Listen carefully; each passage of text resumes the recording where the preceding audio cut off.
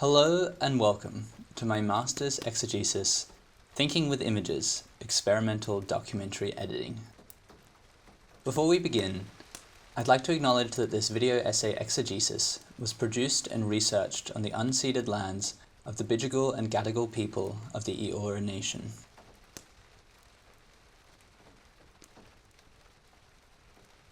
In The Savage Mind, Claude Levi-Strauss likens human thought to the figure of the bricoleur. A bricoleur is a sort of handyman, a jack of all trades who reworks materials already available to him. His universe of instruments is closed, and the rules of his game are always to make do with whatever is at hand, that is to say, with a set of tools and materials which is always finite. Levi-Strauss uses this analogy to argue that new ideas are always the result of reworking that which already exists. New ideas do not spring up as if from nowhere, but instead are the result of a historicized creative process between individuals and their environments.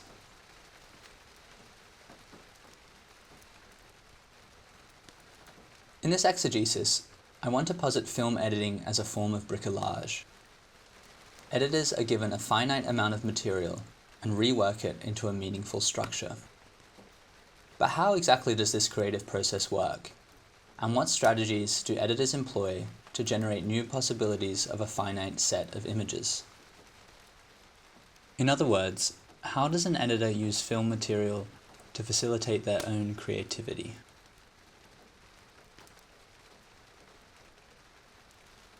In order to investigate this, I will be reflecting on the creative work that I've done as an editing student at AFTRS. To situate this within theories of creative practice research, Batty and Zalapur describe this kind of reflection as a form of practice-enabled knowledge, where new insights are created through using practice as a method.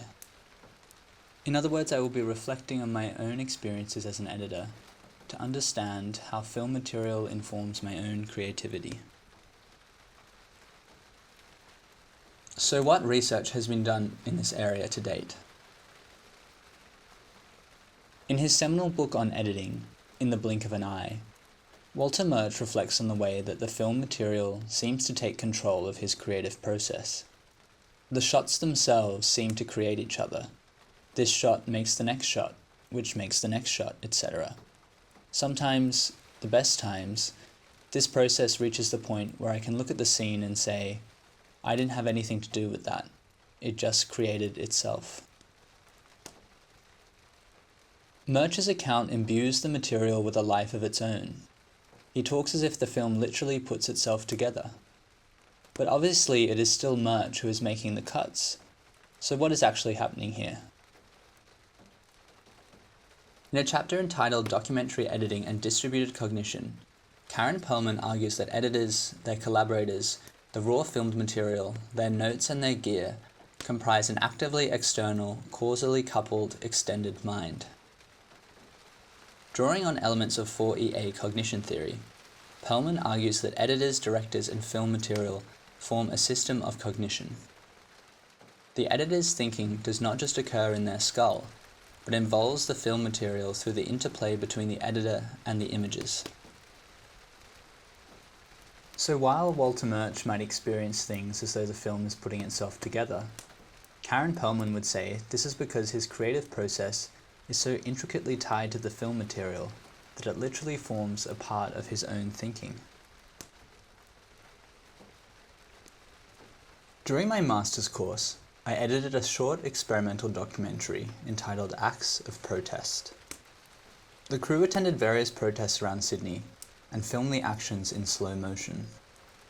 I was also given access to the director's personal archive of protest footage, which he has accumulated over many years. While the director wanted to show both the importance and difficulties of protesting, the precise structure of the film was left open going into the edit stage. This makes the assembly of acts of protest an excellent case study to establish how editors think through their material, precisely because I had no preconceived structure to start with. For this exegesis, I want to reflect on the strategies I used to prepare the footage for the assembly cut. This is the cut that the editor works on alone before the director arrives to give feedback. In order to develop this cut, I created a 30-second sequence for each shoot day. This would allow the director and I to see all of the material, but in a refined, polished form. This exegesis is the story of how I developed those sequences, understood through 3 different processes, all of which require me to think in tandem with the film material. These 3 processes, selecting, assembling, and fine cutting, will serve as the 3 body chapters for this exegesis. In other words, which shot, where, and for how long. While this is generally the order in which these processes occur, they often become interlinked and should be seen as tendencies rather than definitive stages. The first chapter centers on the process of selection, during which I glean the best material from the rushes.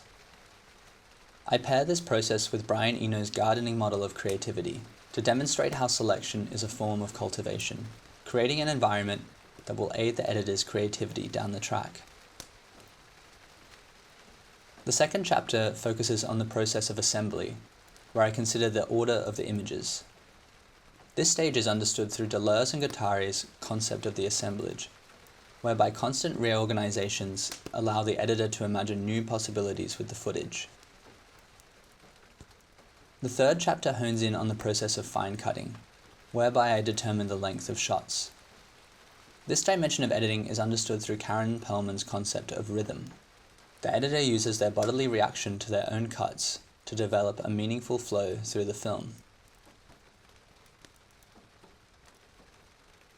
It is fitting that the images you will see in this exegesis are that of political activism. Just as the collectivism of protests creates the potential for political change, the collectivism of an editor, their material, and their collaborators fosters the creative process that is the assembly of a film.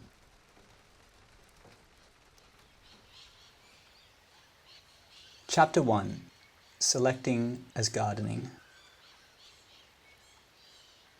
We have just received 30 hours of protest footage from production. It is unorganized, unwieldy, and frankly, overwhelming. How do we begin? We must first remove the weeds and choose the seeds. What the composer had was a kind of menu, a packet of seeds, you might say. And those musical seeds, once planted, turned into the piece. And they turned into a different version of that piece every time. So for me, this was really a new paradigm of composing, changing the idea of the composer from somebody who stood at the top of a process and dictated precisely how it was carried out, to somebody who stood at the bottom of a process, who carefully planted some rather well-selected seeds, hopefully, and watched them turn into something.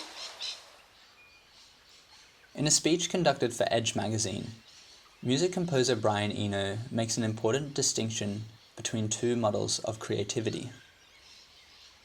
Top-down creativity is where an idea forms entirely in the artist's mind. The artist then adapts the material world in order to bring their vision to life. Eno likens this model to architecture. The artists and their collaborators are working teleologically, bringing together the necessary materials according to a master plan. Bottom-up creativity, on the other hand, has no plan at all. Instead, creativity occurs as part of a process, in tandem with the material world. Pre-existing elements are brought into contact and allowed to grow and influence each other. The artist becomes more of a curator than a creator, and uses the selected material to inspire further creativity. So how does this relate to film editing? Drama editing could be thought of in terms of that top-down architectural model that I described earlier. One might argue that editors are piecing together the shots according to a preconceived plan, script, or storyboard. Any editor will of course tell you that things never quite go to plan, and that they are constantly resolving unforeseen problems with the original vision. Nevertheless, the script still serves as a solid structural starting point, which is then refined and reworked based on the issues identified. Documentary editing, on the other hand, is much closer to the bottom-up gardening model of creativity. Shots have not been planned as on a drama, but are instead captured spontaneously in the unpredictable flow of reality. The editor is no longer slotting in shots to a preconceived structure, but discovering the structure from the shots they have. In terms of Brian Eno's garden theory, the editor must instead curate the images, which will then become the seeds for the creative process to follow. This is the process of selection. So what does selection look like in film editing? Simply put, selection involves watching through all the material and collecting the very best moments. For each shoot on Acts of Protest, I created what is commonly called a selects reel, a timeline of the very best shots. On one level, I'm looking for moments that are technically sound, shots that are in focus, well framed and smooth. But I'm also looking for shots that affect me on an emotional and rhythmic level, especially when they seem to say something about activism in itself. For example, this shot really captured the sense of community that protesters experience.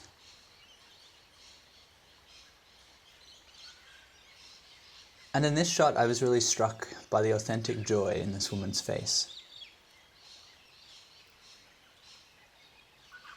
Selecting performs two really useful functions for an editor. On the one hand, I'm whittling down an overwhelming amount of material into a much more manageable amount. This is what Kirsch and Maglio call epistemic action, an action which is undertaken in order to simplify cognition. On the other hand, I'm also giving myself time to become absorbed in the rhythms of the material and allowing its potential to become apparent in my mind. Perlman has spoken about this process saying, "The editor finds cues to rhythmic possibilities in the uncut material, in the movement inherent in the recorded images." Taking the time to watch the material inevitably leads to the percolation of new ideas, and by the end of selecting, I am usually bursting to assemble. To conclude this chapter, the process of selection is one of cultivation. Documentary editors are like gardeners or curators. We are not working towards a teleological end, but instead setting up a dynamic system that will foster our own creativity.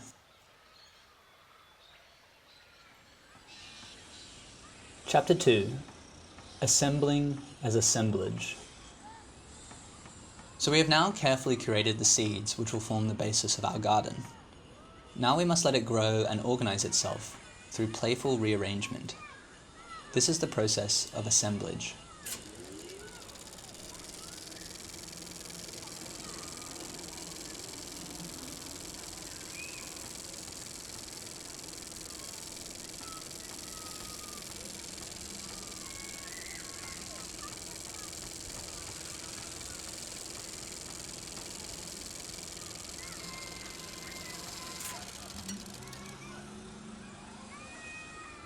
Assemblage is a concept developed by Gilles Deleuze and Felix Guattari in their book Anti-Oedipus, Capitalism and Schizophrenia.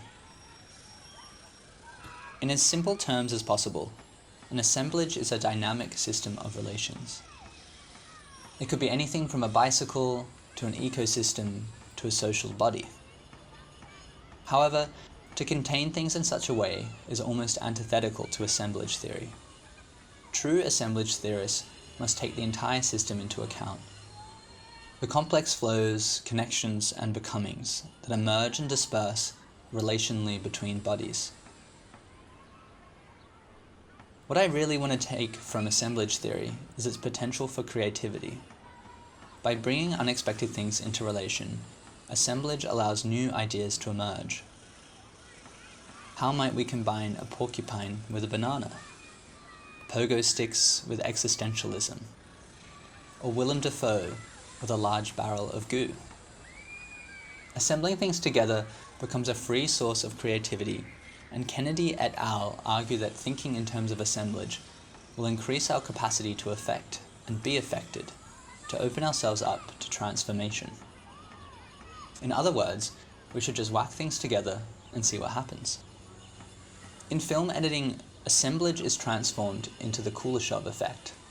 Now the third way is what one might call pure cinematics, the assembly of film, and how it can be changed to create a different idea. Now we have a close-up. Let me show what he sees. Let's assume he saw a woman holding a baby in her arms. Now we cut back to his reaction to what he sees, and he smiles. Now what is he as a character? He's a kindly man. He's sympathetic. Now, let's take the middle piece of film away, the woman with the child, but leave his two pieces of film as they were. Now we'll put in a piece of film of a girl in a bikini. He looks, girl in a bikini, he smiles. What is he now? The dirty old man. The Kuleshov effect refers to the way that our perception of a shot is influenced by the shot that comes before it. We never consider a single image in isolation. Instead, images in sequence bleed into each other. The preceding image carries its energy into the next, creating an idea which was not present in either image. And this does not just stop at 2 images, but carries through the duration of an entire film. The final image of a film is infused with the cumulative effect of all the images that came before it. Editors use the Kuleshov effect to help aid their own creativity. When editors rearrange shots on a timeline, they transform the relations between images. These new relations inspire more thinking, which prompts the editor to make another change, which in turn inspires more thinking, inspiring another change. This trial and error process fosters the editor's creativity. Changes inspire changes, to the point where it can feel like the images are literally organizing themselves. So how did I do this on Acts of Protest? To create each sequence, I would pick out my favorite moments from the selects and put these into a timeline. Then I start to move the clips around, forming new associations and connections as I do so. It's a chaotic, non-linear process, because I'm allowing myself to be as open to as many relations as possible. I always have the selects visible, so that if something catches my eye, I'll bring it into the timeline. Likewise, I might delete a clip that no longer makes sense with the structure I have. But eventually I reach a stage where I'm satisfied with the order. It's engaging, dynamic, and builds up a sense of story as it unfolds. It also captures a particular emotional element of protesting that I know the director will be interested in. For example, after experimenting with the footage from this shoot at a public housing demonstration, I became really interested in the sense of hopelessness that protesters can experience, and eventually organized the footage in such a way as to emphasize this despair. Assemblage aids my creativity, because I no longer have to spend cognitive power imagining the cuts. I can see it. As Karen Perlman observes, this process is analogous to moving tiles around on a Scrabble stand. The epistemic action of moving the clips around allows me to imagine further permutations. It also has a cumulative effect where the possibilities of the footage become clearer and clearer, and I can make more informed decisions as the process of assemblage goes on. To conclude this chapter, assemblage is an instance of creativity through action. An editor puts 2 images together, and a new idea which wasn't there to begin with forms in their mind. This idea leads to another change, which leads to another idea, which leads to another change, and so on. Thus, the editor uses the material to think through their ideas, embarking on a process of discovery that leads to the final assembly of images.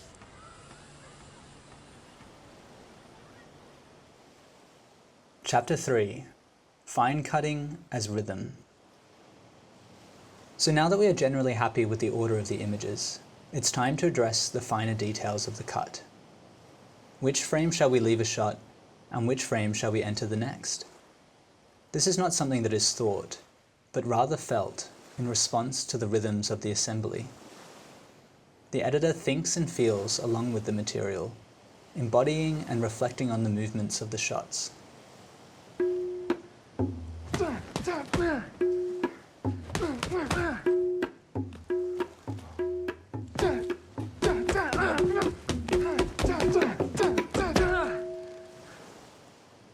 Humans have an innate sense of rhythm that has built up over the course of their lives while existing in the world. The breeze of a rustling tree, the static frustration of a traffic jam, the subtle passing of the seasons.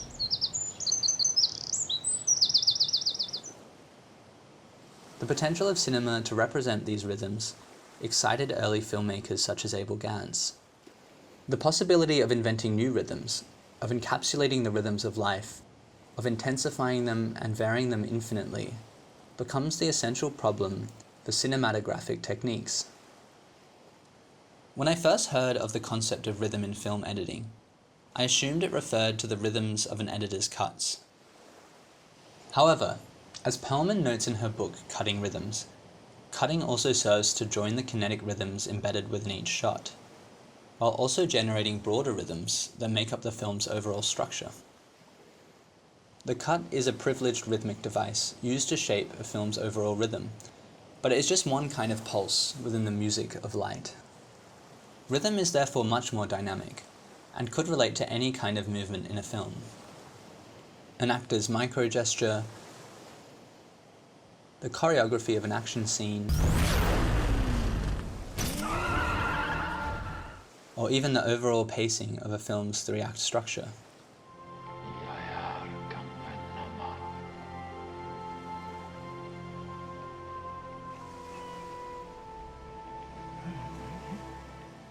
Because editors choose which shot and for how long, they become responsible for the rhythmic experience of an entire film. So what strategies might an editor use to inform their rhythmic decisions? Through mirror neurons housed in our brains, Perlman argues that we viscerally experience the movements of a film. In other words, when we see someone jump on screen, the parts of our brain that relate to jumping are activated. Perlman advocates that editors possess a heightened ability to sense the movement of a film, an ability which she terms kinesthetic empathy. Editors feel the rhythms of the moving image in their bodies, and use their sense of kinesthetic empathy to help guide their editing choices. But why should one cut feel right over another? Perlman plays a game with her editing students where she gets them to throw an imaginary ball to each other. The person receiving the imaginary ball must respond naturalistically to the thrower, catching it with an appropriate energy. Perlman argues that this is what film editors do when they cut. They pass the kinesthetic energy from one shot to the next. Editing that feels wrong occurs when the second shot doesn't catch the energy of the first in a way that feels natural. There is a discontinuity, a jankiness. It doesn't hold true to the editor's lived experience of movement that has accumulated in their bodies over the course of their lives. So how did I approach rhythm for the sequences in Acts of Protest? Within each shot for a sequence, I'm looking for an overall movement that will help me to determine the length of each shot. This movement should draw my eye at the start and come to an end at the end of the shot. Throughout this entire process, I'm moving along to the cut, feeling the rhythm. I'm using my kinesthetic empathy to embody the movements of the shots. I'm thinking and feeling with the material itself. For example, in this sequence from a dance protest outside a detention center, the rhythm was inspired by the dancers themselves, who alternate from calm serenity to sudden movement. Then, as the police start to approach, I increase the rate of cutting, inspired by the chaos that starts to ensue.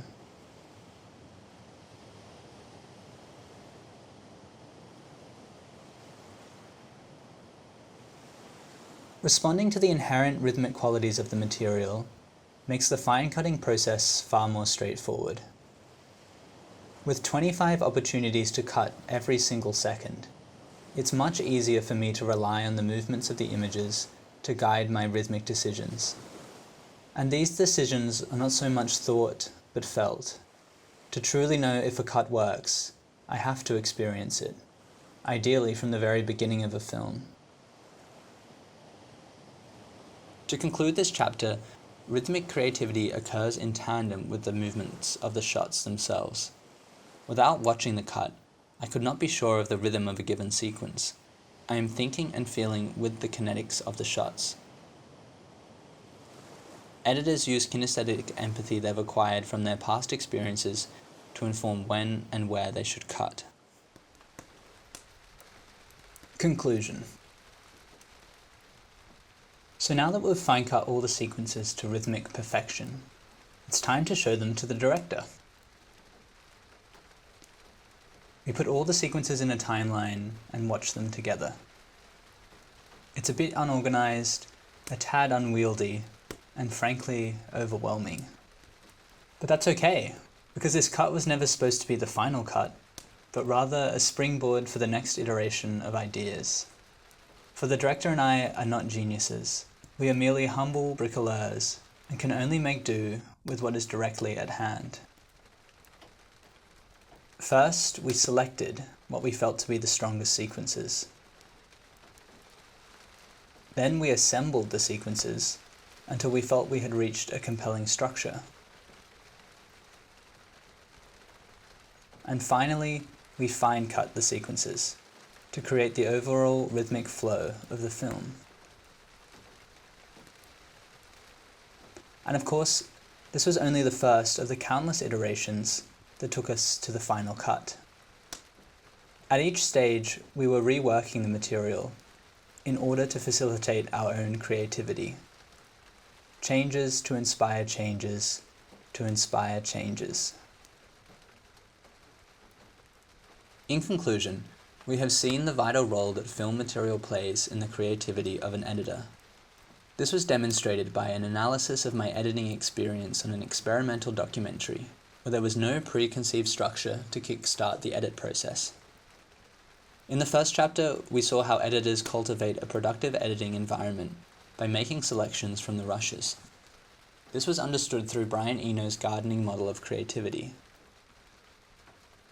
In the second chapter, we saw how an editor can develop the order of a sequence by experimenting with the relations between images. This was understood through Deleuze and Guattari's concept of assemblage. In the third chapter, we saw how an editor can determine the length of shots by noticing their kinesthetic response to a film's movements. This was understood through Karen Perlman's work on rhythm in film editing.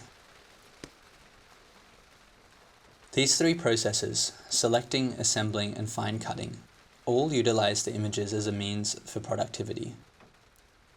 Just like Levi Strauss's bricoleur, I'm using the materials available to me to think through new ideas.